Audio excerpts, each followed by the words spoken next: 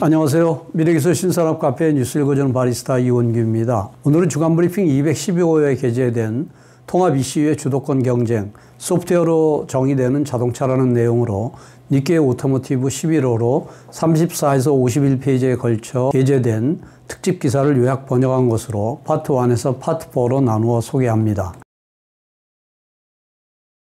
자동차의 통합 ECU, 전자 제어 장치를 둘러싼 주도권 경쟁이 시작되었습니다. Vehicle OS, 자동차 OS 등의 소프트웨어를 중시하는 생각이 그 배경에 있는데, 소프트웨어를 구동하는 통합 ECU의 하드웨어는 본래 비경쟁 영역이었으나 기술의 변혁이 일어나고 있는 지금은 하드웨어도 포함하여 경쟁이 격화되고 있습니다. 미국 테슬라는 독자 개발한 반도체로 특징을 내세우려 하고 있으며, 독일의 폭스바겐과 다임러, BMW도 반도체 업체와의 협력을 강화하고 있습니다.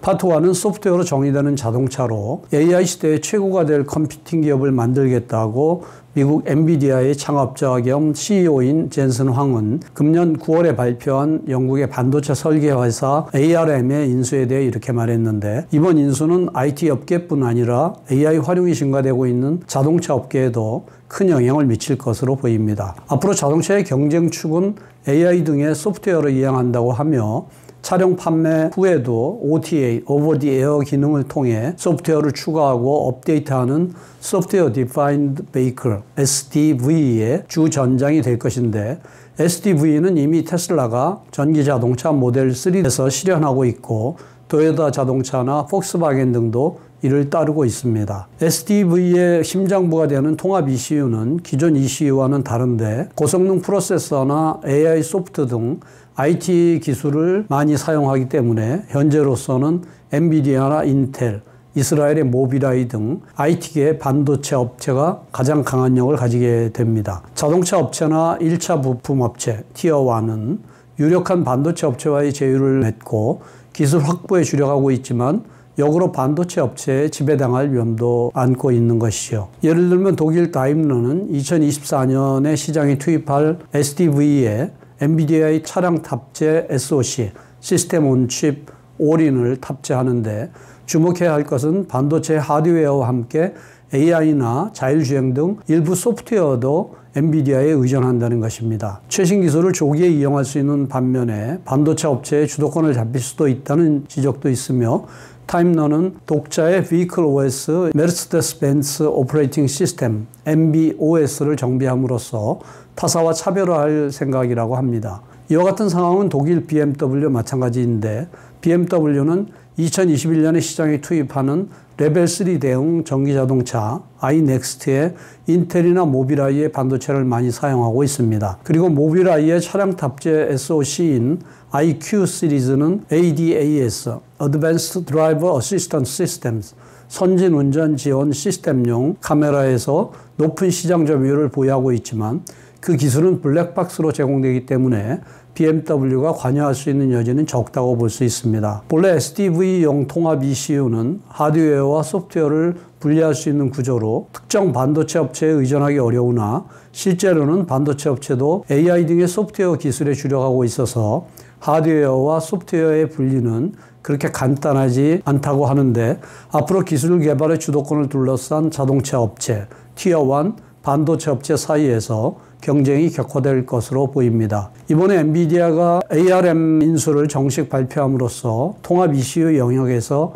엔비디아의 영향력이 강해질 가능성이 있는데, BARM 계열의 CPU 코어를 사용하는 인텔 모비라이의 연합과의 경쟁도 격화될 것이며, 또한 ARM의 CPU 코어를 사용하는 많은 차량 탑재 반도체 업체는 엔비디아에 의한 라이선스 지배를 싫어하여 오픈소스화된 Instruction Set Architecture ISA인 디스크 V를 채용하는 등 탈-IM으로 움직일 가능성도 있습니다. 반도체 업체 간의 경쟁이 격화되고 CPU의 오픈소스화에도 불이 붙을 것 같은 현재 상황은 자동차 업체나 티어1A에는 순풍으로 작용하는데, SDV의 실현에는 IT 업계의 기술이 필수적이어서 특정 벤더에 지배되기 어려운 공개된 기술로 눈을 돌려 소프트웨어 등의 경쟁 영역은 자사에서 직접 개발할 수 있는 체제를 구축하는 것이 중요하다고 할 수 있습니다.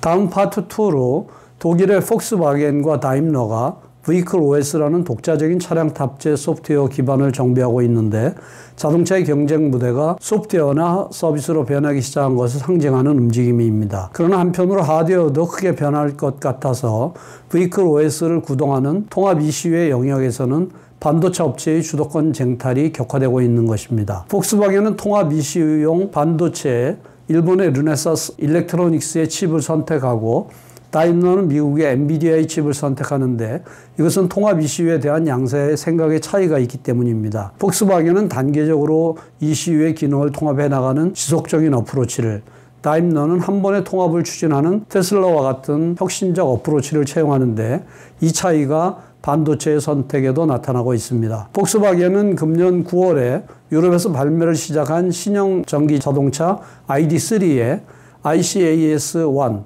인카 애플리케이션 서버 1이라는 통합 ECU를 탑재하고 있는데 ICAS-1은 독일 컨티넨탈이 공급하고 심장부에는 르네사스의 차량 탑재 SoC R카 M3를 채용합니다. 한편 다임러는 2024년에 발매하는 자율주행차의 컴퓨팅 기반의 엔비디아의 차량 탑재 SoC 오린을 채용한다고 금년 6월에 발표했습니다. 모두 Vehicle OS를 탑재해 OTA를 통한 소프트웨어의 업데이트로 차량 판매 후에도 계속적으로 기능을 추가 또는 개선을 합니다. Vehicle OS는 컴퓨터나 스마트폰의 OS와 마찬가지로 기본적으로 하드웨어 의존성이 없어 SoC를 자유롭게 바꿀 수 있는데 반도체 업체의 경쟁이 격화되고 있는 것은 이 때문이죠. 또는 이를 계기로 스마트폰 시장의 극심한 경쟁에서 승리한 강호 SoC 업체가 속속 자동차 시장에 참여하고 있어서 차량 탑재 SoC는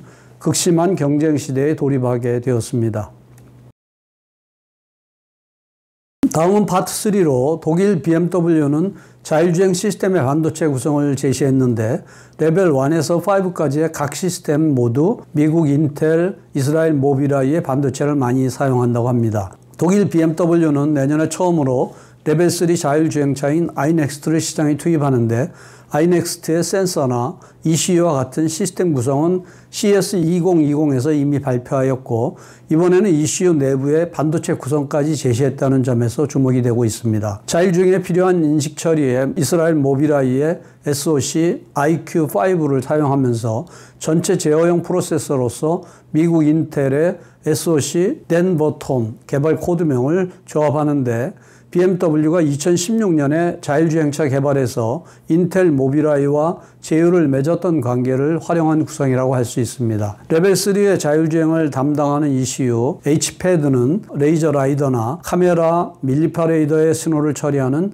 이른바 두뇌에 해당하는 부분인데 ECU 자체는 미국 애프티브사가 제공하며 거기에는 모비라이의 IQ5를 2개, 인텔의 댄버톤을 2개, 독일 인피니언 테크놀로지의 마이크로 컴퓨터 오릭스 1개와 복수의 반도체를 조합해 탑재합니다. 레벨 3에서는 HPAD 외에 백업용 ECU도 탑재하지만 이는 레벨 2용 ECU를 그대로 이용하는데 구체적으로는 댄버톤 오릭스로 구성되는 ECU MPAD, IQ5와 오릭스로 구성되는 ECU ADCAM 미드를 백업용으로 하며 이들은 프론트 카메라와 밀리파 레이더를 조합한 레벨 2용 시스템으로 HPAD가 고장나도 최저한의 안정성을 확보할 수가 있게 됩니다. 레벨 4, 5의 완전 자율주행을 위한 ECU 뮤패드는 IQ5를 3개, 24코어의 제온을 1개, 오릭스를 1개 사용하고 있으며 보다 연산 성능을 높인 구성으로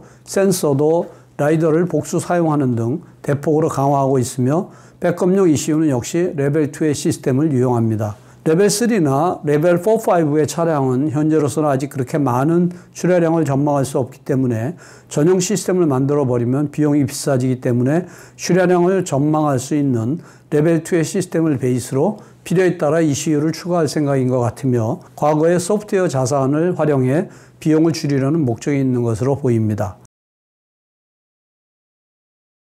다음 파트 4로 테슬라의 전기 자동차는 레벨 3 등의 자율주행에 대응한 새로운 통합 ECU인 FSD, Full Set Driving 컴퓨터를 탑재하고 있으며 자사 개발한 반도체 칩을 사용하여 인공지능의 처리 성능을 비약적으로 높인 것이 특징인데 그 AI 반도체를 분석하자 의외의 결과가 드러났습니다. 자율주행용 AI 반도체를 개발하는 헝가리의 AI 모티브사가 자사 제품의 벤치마크 대상으로서 테슬라의 칩을 분석했는데 테슬라의 AI용 반도체는 회로 구성이 놀랄 정도로 단순하다고 지적하였습니다. 테슬라가 개발한 반도체 FSD, Full Self Driving 칩은 전기 자동차 모델 3 등에 탑재하고 있는데 CPU 코어나 GPU 코어와 더불어 AI 처리를 고속화하기 위한 전용 회로인 AI 액셀레이터, NNA, 뉴럴 네트워크 액셀레이터를 집적한 SoC입니다. NNA는 FSD 칩의 AI 처리 성능을 높이는 심장부로도 할 수 있는 회로로